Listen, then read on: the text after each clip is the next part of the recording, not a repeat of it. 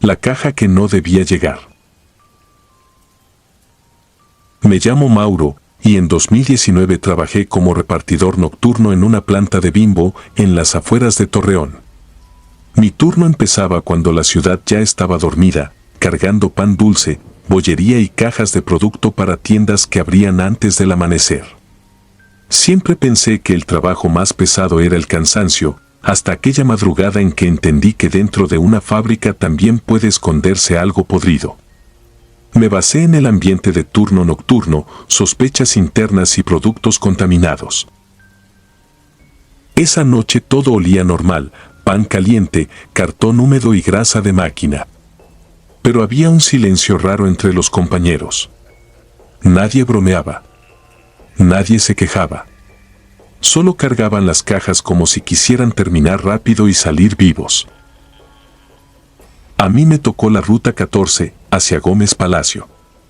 Mientras revisaba la unidad, noté una caja sin etiqueta, metida al fondo, detrás de las charolas de pan tostado.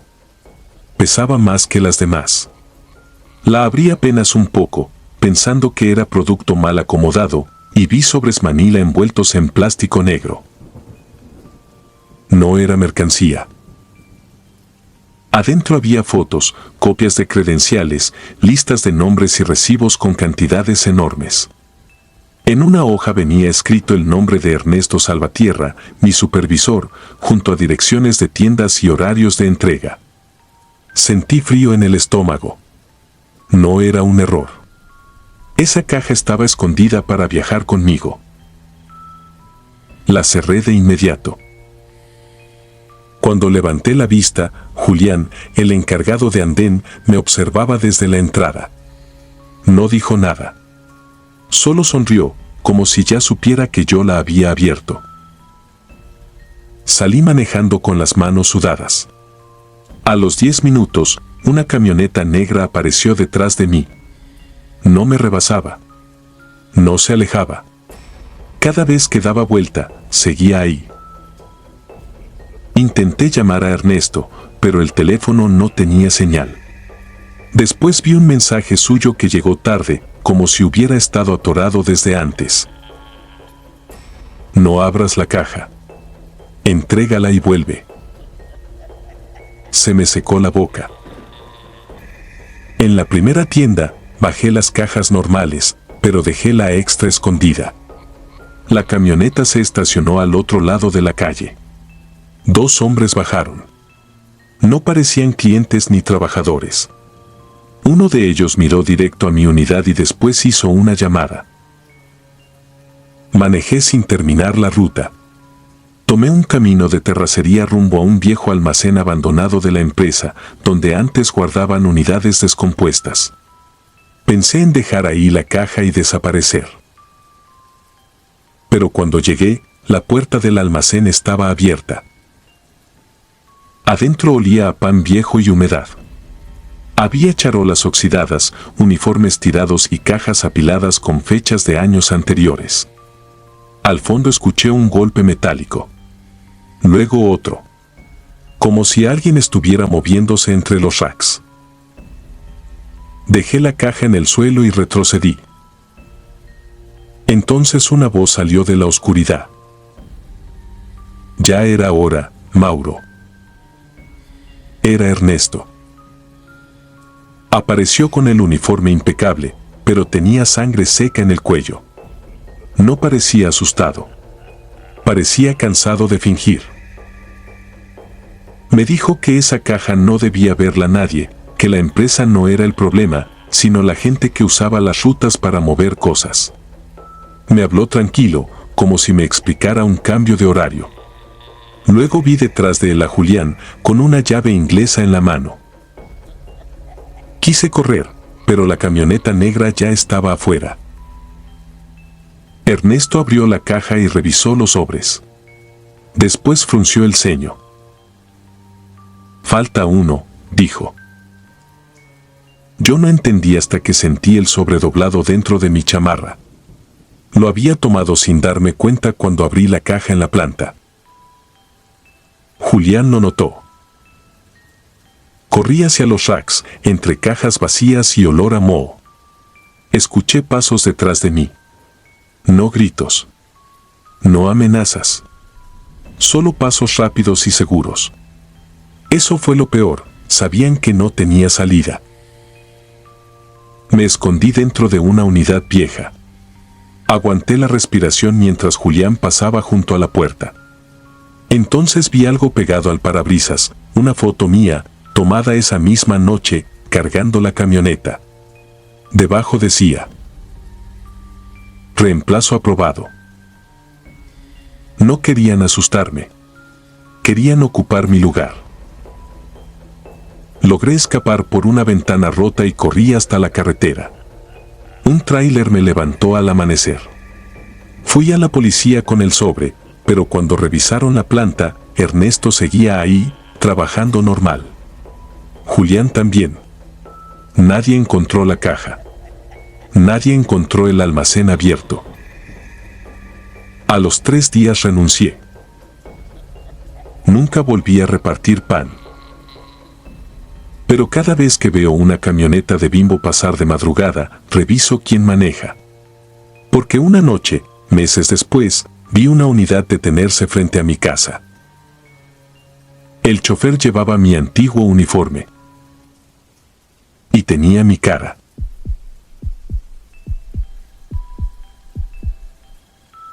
Turno sellado. Me llamo Esteban Rojas y lo que voy a contar ocurrió en 2019 durante el turno nocturno en una planta de Bimbo al norte de Toluca. No lo reporté oficialmente. Nadie lo habría creído y los que pudieron confirmarlo ya no están. El turno de noche tiene algo que no se puede explicar.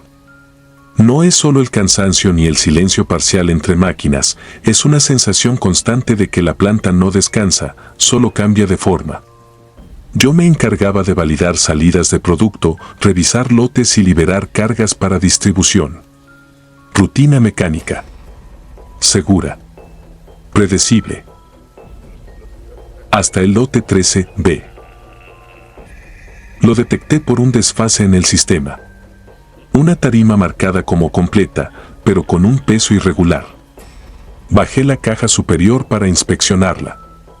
No tenía código de barras, solo una cinta amarilla, vieja, reseca, como si llevara años ahí. La abrí. No había pan. Había documentos. Credenciales plastificadas, reportes de nómina, fotografías impresas en papel antiguo.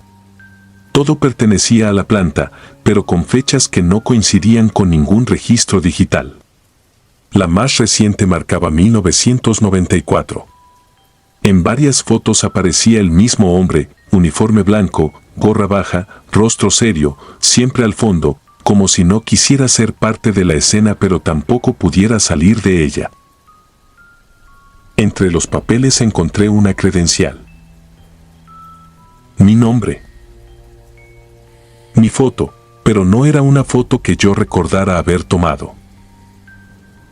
La fecha de ingreso, 17 de abril de 1994. Sentí un vacío en el estómago. Revisé de nuevo, pensando que era una broma pesada. Pero el plástico estaba envejecido, amarillento, con grietas finas en las orillas. No era reciente. Cerré la caja. Y en ese momento, algo cambió. No fue un sonido brusco. Fue peor. Fue la ausencia de todo. Las bandas dejaron de moverse al mismo tiempo, como si alguien hubiera apagado la planta desde adentro. El zumbido constante desapareció y el silencio se volvió tan pesado que podía escuchar mi propia sangre en los oídos. El reloj del área marcaba 2:13. Mi celular, 12:51. No coincidía. Intenté comunicarme con el supervisor. No respondió. Caminé hacia su oficina, pero estaba vacía. La silla giraba lentamente, como si alguien acabara de levantarse. En el escritorio había una bitácora abierta. La última línea decía: no revisar cajas del turno 13. Escuché entonces el arranque de una banda. Venía del almacén viejo. Ese lugar llevaba años fuera de operación. Una zona clausurada después de un accidente del que nadie hablaba directamente. Solo se mencionaba de pasada, uno que no salió. No debí ir. Pero fui. El pasillo estaba más frío de lo normal. El aire olía a humedad, a metal oxidado y a algo dulce en descomposición. La máquina empacadora estaba encendida. La banda avanzaba lentamente, trayendo cajas idénticas a la que había abierto. Todas sin etiqueta. Todas selladas con la misma cinta amarilla. Una cayó frente a mí. Se abrió sola. Adentro había fotografías. Nuevas. Recientes. Una era de mi casillero, tomada esa misma noche. Otra mostraba el área de carga, vacía, excepto por mí, de pie junto a una tarima. La tercera me dejó inmóvil. Era yo, visto desde atrás, en ese mismo pasillo. Y detrás de mí, el hombre de las fotos antiguas. No escuché pasos. No escuché respiración.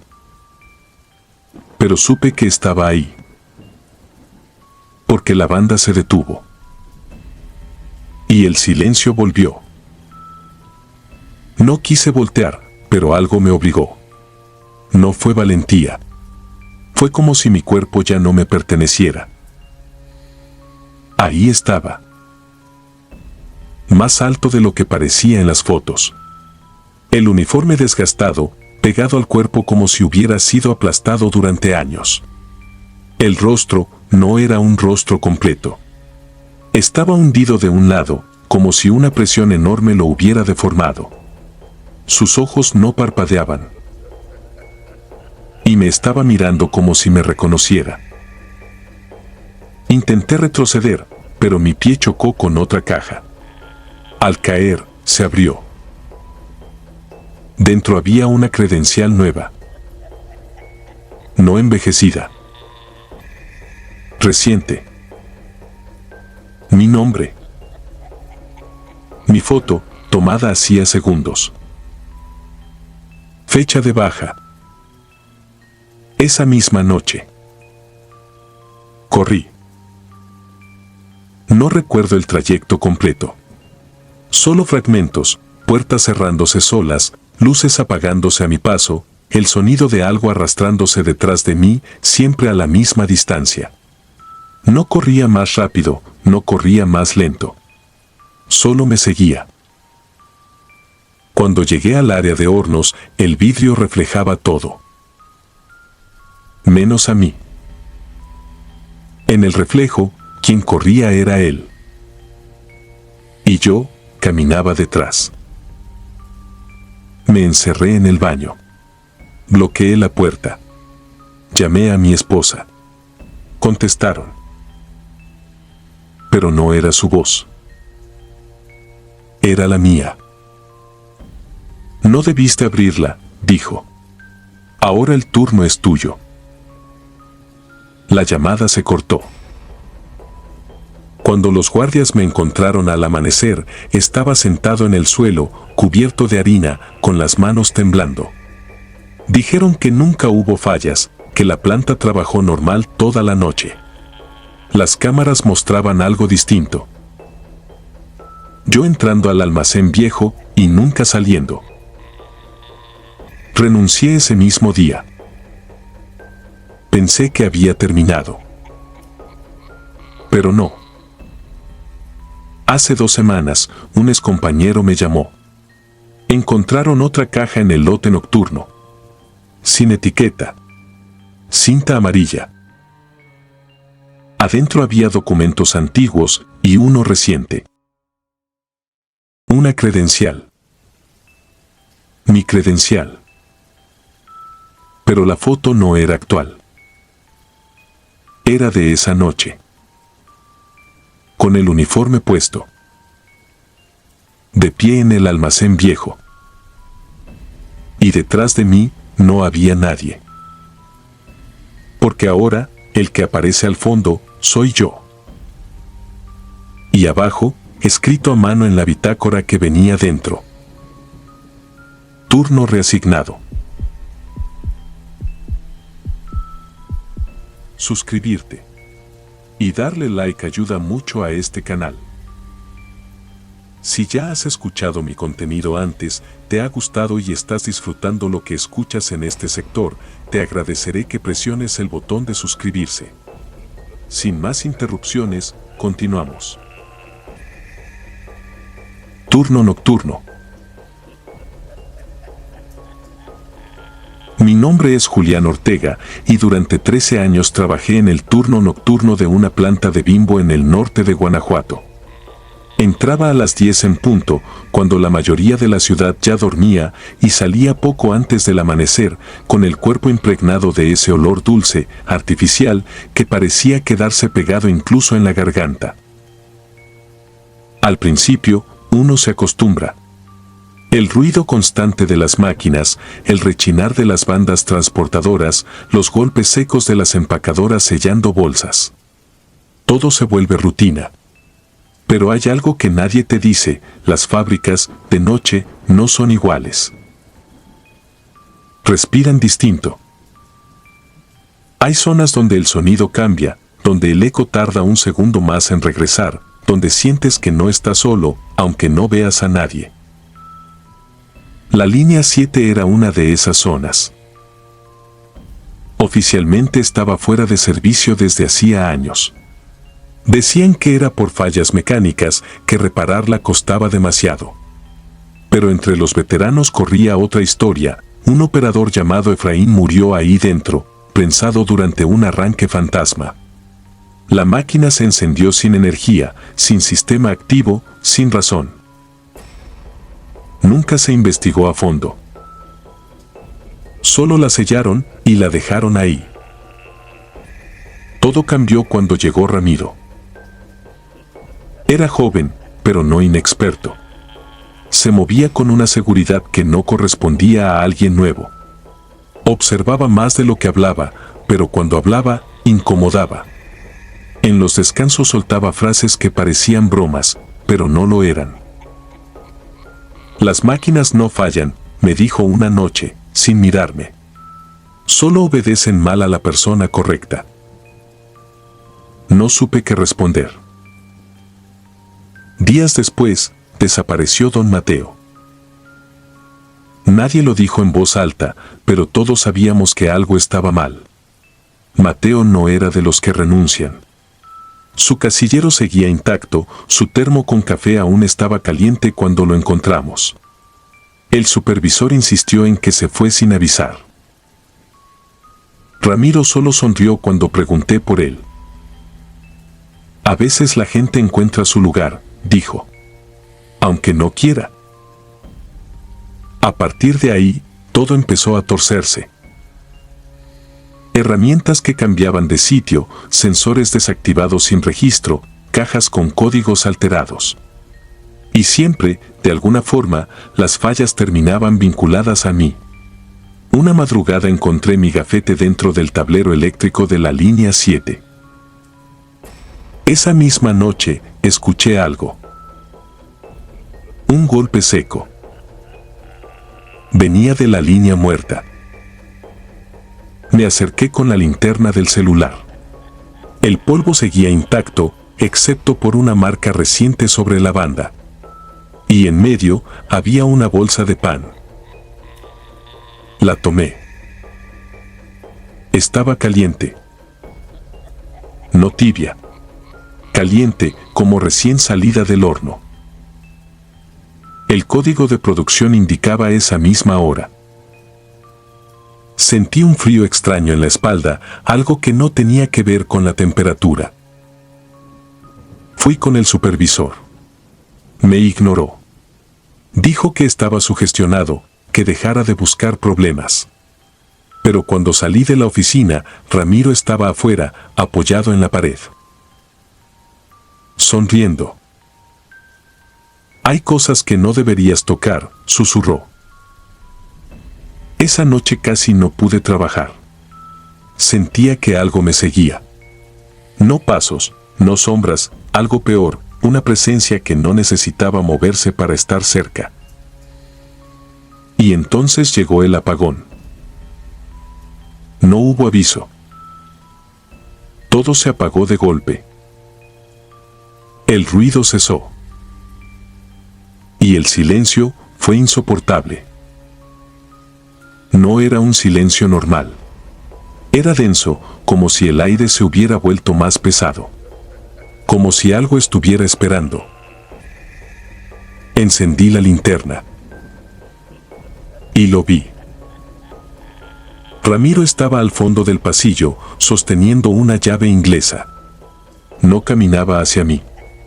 Ya estaba cerca. Demasiado cerca. ¿Ya entendiste, verdad?, dijo con una calma antinatural. Retrocedí. Quise correr, pero el cuerpo no me respondía. Entonces, la línea 7 se encendió.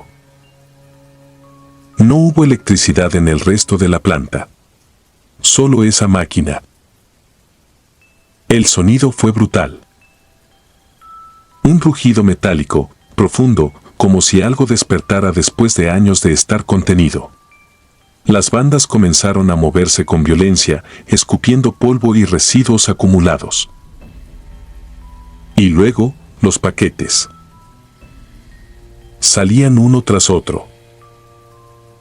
Perfectamente sellados. Calientes. Con nombres impresos en lugar del código. Efraín. Mateo. Nombres que reconocía. Y luego. Julián. Sentí que algo dentro de mí se rompía. Ramiro dio un paso atrás. Por primera vez, parecía asustado. No, no es así, murmuró. La máquina dio un tirón. Violento. Algo invisible lo sujetó. Lo vi. No con claridad, pero lo vi. Manos. No humanas.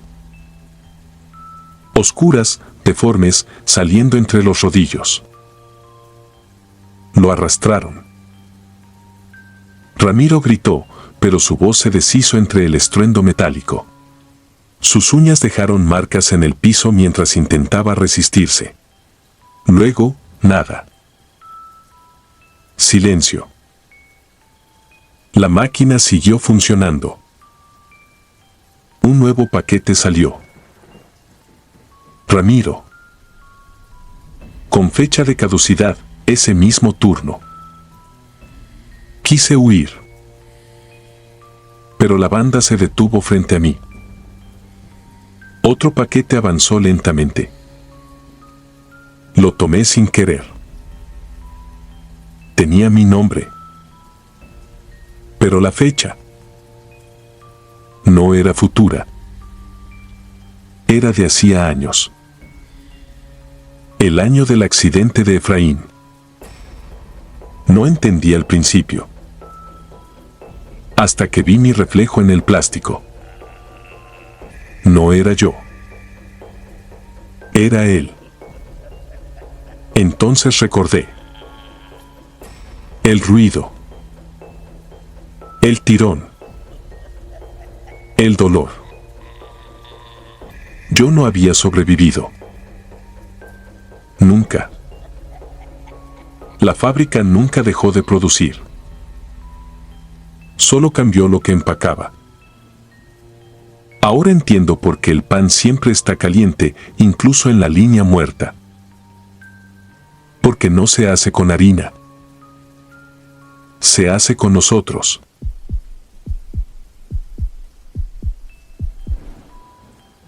lo que se hornea cuando nadie ve. Me llamo Martín Rivas y durante 9 años trabajé en una planta de Grupo Bimbo en las afueras de Puebla. Siempre pensé que el miedo era cosa de gente impresionable. En una fábrica, todo tiene lógica, los golpes, los zumbidos, las sombras. Todo, menos lo que pasó esa noche. Fue en noviembre de 2018. Me ofrecía cubrir el cierre del turno nocturno. Necesitaba el dinero y además no era la primera vez que me quedaba solo. Pero desde que entré esa noche, algo se sentía distinto. No era el silencio, era la forma en que el silencio se pegaba al cuerpo, como si el aire estuviera más denso, más pesado. A la 1:57 de la mañana, mientras hacía el conteo en almacén, noté un error. No eran números mal capturados. Eran cajas que no deberían existir. 13 cajas, alineadas con precisión enfermiza al fondo del área. No tenían código de barras ni ruta de salida. Solo una impresión negra, irregular, como si alguien hubiera presionado demasiado la tinta. Merma 13. Lo primero que me inquietó no fue la etiqueta. Fue que las cajas estaban tibias. Las toqué y sentí una vibración leve, como si dentro hubiera algo moviéndose muy despacio. Abrí una. El olor me golpeó antes de ver el contenido. Era un olor imposible de describir con exactitud, una mezcla de pan fermentado, químicos industriales y algo orgánico en descomposición, algo que no debía estar ahí. Dentro había paquetes sellados con cinta negra. Pero no eran productos.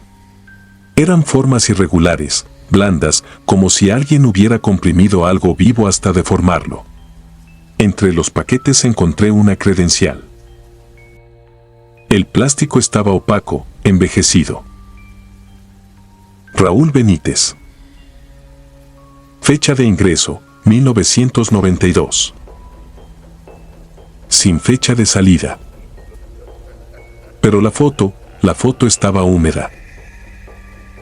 Como si acabara de ser tomada. Sentí ese primer escalofrío real, el que no viene del frío, sino de algo más profundo, algo instintivo que te dice que ya es tarde para irte. Corrí a la oficina de supervisión. Encendí el sistema. Busqué el nombre. Ahí estaba. Activo. Turno asignado, cierre nocturno. Hora de entrada, 2:13 de la mañana. En ese momento, el reloj digital marcó 2:12. Y entonces, toda la planta respiró. No es una forma de hablar. Lo sentí. Las paredes crujieron como si se expandieran, las tuberías vibraron y el aire se movió en una inhalación profunda, larga, como si algo gigantesco despertara. A las 2:13 en punto, una banda transportadora se encendió sola. El sonido rompió el silencio de golpe. Metálico, constante, arrastrando algo pesado. Las cámaras comenzaron a parpadear. En una pantalla vi el área de hornos, vacía. En otra, la misma área mostraba a alguien de pie. De espaldas. Uniforme blanco. Pero su cuello estaba torcido, doblado hacia un lado en un ángulo imposible. No parecía estar parado, parecía colgado de sí mismo. No podía dejar de mirar. La figura levantó lentamente el brazo y señaló directamente a la cámara. A mí. Las luces comenzaron a apagarse por sectores, una tras otra, como si alguien estuviera caminando y las fuera apagando a su paso. Intenté llamar por radio. Solo escuché estática. Pero dentro de esa estática había algo más. Respiraciones. Muchas. Y luego una voz, seca, rasposa, demasiado cerca del micrófono. Martín, el conteo está incompleto. Salí de la oficina sin pensar. El pasillo estaba más largo de lo normal. No es una metáfora. Caminé lo que debería haber sido unos metros, pero el final no llegaba. Las paredes parecían estirarse, como si la planta no fuera un lugar fijo, sino algo que cambiaba. Cuando finalmente llegué al área de carga, vi que las 13 cajas estaban abiertas. Vacías. Pero el piso estaba cubierto de huellas. No eran huellas normales. Eran profundas, como si quienes las hicieron pesaran demasiado, o como si hubieran salido arrastrándose desde dentro de las cajas. Las seguí. No porque quisiera. Porque no había otra dirección posible. El aire se volvió más caliente al acercarme a los hornos. Pero no era calor normal. Era un calor húmedo, pegajoso, como el aliento de algo vivo. Y ahí los vi. 13 figuras. De pie, alineadas frente al horno principal. Sus uniformes estaban quemados, adheridos a la piel. Sus cuerpos no estaban completos, algunos tenían partes hundidas, otros parecían inflados desde dentro. Sus rostros estaban cubiertos de una capa blanca, como harina, pero debajo se marcaban movimientos, como si algo dentro intentara salir. En el centro estaba él. Raúl Benítez. Sus ojos estaban abiertos. No parpadeaba. No tenía párpados. El panel de alarma estaba a unos pasos. Era mi única salida. Caminé lentamente, sintiendo como el piso se volvía más blando, como si pisara algo orgánico. Entonces todos giraron la cabeza al mismo tiempo. El sonido fue lo peor. No fue un movimiento limpio. Fue un crujido húmedo, como huesos rompiéndose dentro de carne blanda. Y después, abrieron la boca. De sus gargantas no salió un grito. Salió el sonido del inicio de turno. Ese pitido que marca la entrada de los trabajadores. Pero distorsionado, alargado, como si se estuviera descomponiendo en el aire. Corrí. Alcancé el panel. Presioné el botón rojo con toda mi fuerza. Nada. La pantalla se encendió sola. Inventario completo. Falta una unidad. Sentí una mano en la nuca. Caliente. Húmeda. Raúl estaba detrás de mí. Su respiración era espesa, como si tuviera líquido dentro de los pulmones. Siempre falta uno, susurró, para que la masa cierre. Intenté girarme. No pude. Algo más me sujetó. Muchas manos. Demasiadas. Sentí cómo me jalaban, cómo me abrían el uniforme, como algo frío y viscoso se deslizaba por mi piel. Lo último que vi fue el interior del horno abriéndose solo. Y dentro no había fuego. Había oscuridad. Desperté al amanecer, afuera de la planta. Desnudo, cubierto de una capa blanca seca pegada al cuerpo. La empresa dijo que sufrí un desmayo por gases. Me liquidaron ese mismo día. Nadie quiso hablar del tema. Pero eso no es lo peor. Lo peor es que semanas después encontré un registro antiguo. Un incendio en esa planta en 1998. 13 muertos. Todos del turno nocturno. Pero en la foto había 14. El último rostro estaba borroso. Pero era el mío.